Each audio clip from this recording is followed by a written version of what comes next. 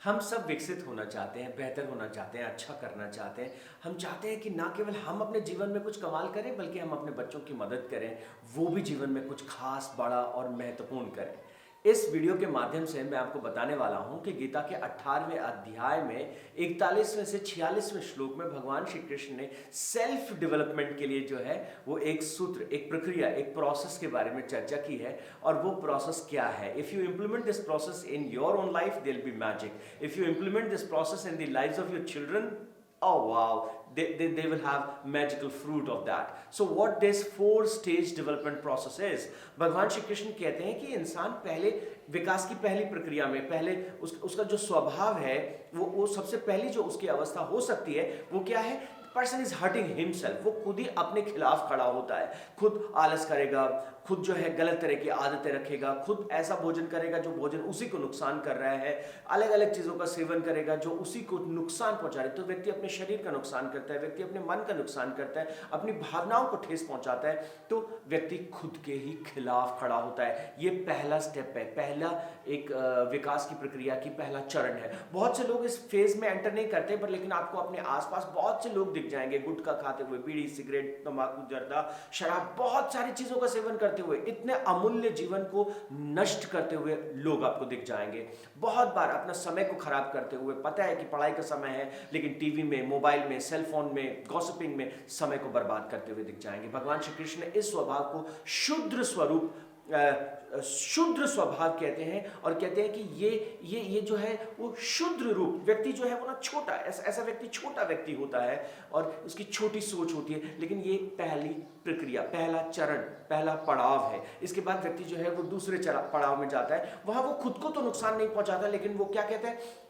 सब कुछ मेरे लिए होना चाहिए। सेल्फ सेंटर्ड बिहेवियर व्यक्ति का होता है, और वो हर चीज के लिए एक ही बात बोलता है, मेरे पिता ने मेरे लिए क्या किया, मेरी माताजी ने मेरे लिए क्या किया, मेरी बीवी मेरे लिए क्या करती है, मेरे बच्चे मेरे लिए क्या करते हैं, मेरे कलीग्स मेरे लिए क्या करते हैं, मेरा मेरा मेरा मेरा सब लोग मेरे लिए क्या कर रहे हैं, बस उस पर उसका फोकस होता है। और इस प्रकार के व्यक्ति के स्वभाव को, ये जो दूसरा तरह का स्वभाव है, इसको भगवान श्री कृष्ण क्या कहते हैं? वैश्य रूप स्वभाव।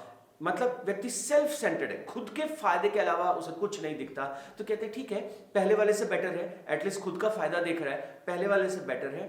तो वैश्य के रूप में, वैश्य स्वभाव के रूप में भगवान इसे परिभाषित करते हैं। लेकिन कहते हैं इससे थोड़ा सा ऊपर, जब व्यक्ति मैं को धीरे धीरे छोड़ने लगता है, मेरा फायदा की जगह वो क्या कहता है कि खुद के लिए नहीं, मैं मेरे परिवार के लिए थोड़ा सा सोचने लगता है, थोड़ा सा बड़ा उसका दायरा फैलने लगता है। वो कहता है कि मेरा बेटा मेरे लिए क्या करता है वो बात अलग है, लेकिन मैं अपने बेटे की रक्षा करता हूँ, मैं अपने परिवार की रक्षा करता हूँ, मैं सबका ध्यान रखता हूँ, मैं सबका ख्याल करता हूँ। हाँ, तो मेरी प्रॉपर्टी, तो मैं से जो है वो मेरी और मेरे पे आ जाता है। अगेन डेवलपमेंट की तीसरी स्थिति पे व्यक्ति जो है वो आता है, जहां वो हर चीज को बचाना चाहता है, प्रोटेक्ट करना चाहता है। ये मेरा आइडिया है, ये मेरी आइडियोलॉजी है, ये मेरी फिलॉसफी है, this is what I think. और इस प्रक्रिया में जो है व्यक्ति जो है एक प्रोटेक्टर की तरह से, वो एक रक्षक की तरह से, इसको भगवान जो है क्षत्रिय स्वरूप कहते हैं, क्षत्रिय रूप कहते हैं, या वो इसको कहते हैं क्षत्रिय स्वभाव। ये तीसरी फेज है डेवलपमेंट की।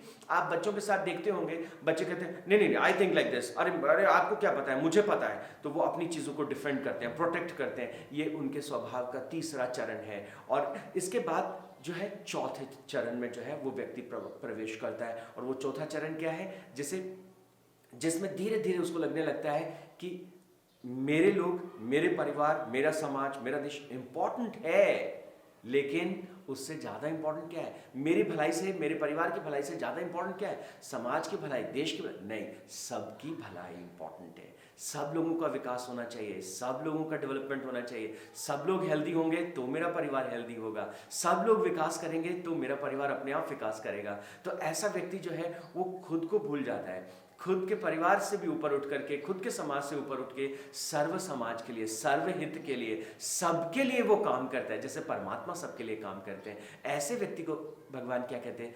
ब्रह्म रूप या ब्रह्म स्वभाव या ब्राह्मण स्वभाव का व्यक्ति, उसे वो कहते हैं। तो ये जो स्वभाव की जो चौथी स्थिति है, जहां व्यक्ति जो है वो सबका हो जाता है और सबके लिए काम करता है, दिस इज द स्टेज। हम जब अपने बच्चों को सिखाते हैं, जब हम उनको पढ़ाते हैं, जब उनको समझाते हैं कि अपने जीवन के लक्ष्य बनाओ, तो हम किस चीज़ के लिए जाने अनजाने में उनको ट्रेनिंग दे रहे हैं। कहीं हम उनसे तो ये नहीं कह रहे कि तुम्हें अपने लिए ये करना है, अपने लिए ये हासिल करना है, अपनी जॉब की सोचो, अपने फ़ायदे की सोचो।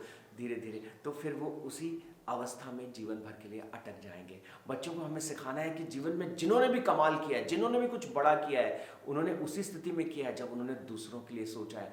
अगर आपका बच्चा आज ये लक्ष्य लेता है कि मुझे लाखों करोड़ों लोगों के जीवन में क्रांतिकारी बदलाव लाना है, पॉजिटिव एक बदलाव उनके जीवन में लाना है, उनका मुझे भला करना है, अगर आपके बच्चे लाखों लोगों का भला करेंगे तो आपके परिवार का भला, आपके समाज का भला अपने आप हो जाएगा। That is the beauty. भगवान श्री कृष्ण कहते हैं कि स्वभाव की ये 4 चरण हैं, तो बच्चों को इसी रूप में, इसी तरीके से ट्रेन करना चाहिए कि धीरे धीरे ग्रेजुअली वो मेच्योर हो और चौथे स्वभाव की अवस्था में जो है वो जाएं, अपने ब्रह्म रूप को, ब्राह्मण स्वरूप को वो पहचाने। ठीक है, तो आज इन चारों के बारे में मैंने शॉर्ट में आपको बताया है। आप चाहें तो इसके बारे में थोड़ा और डिटेल से आप gitabyguruji.com मेरा पॉडकास्ट है, जहां जाकर के और आज मेरे पॉडकास्ट के पूरे एपिसोड को आप सुनेंगे तो you will get more details about this concept.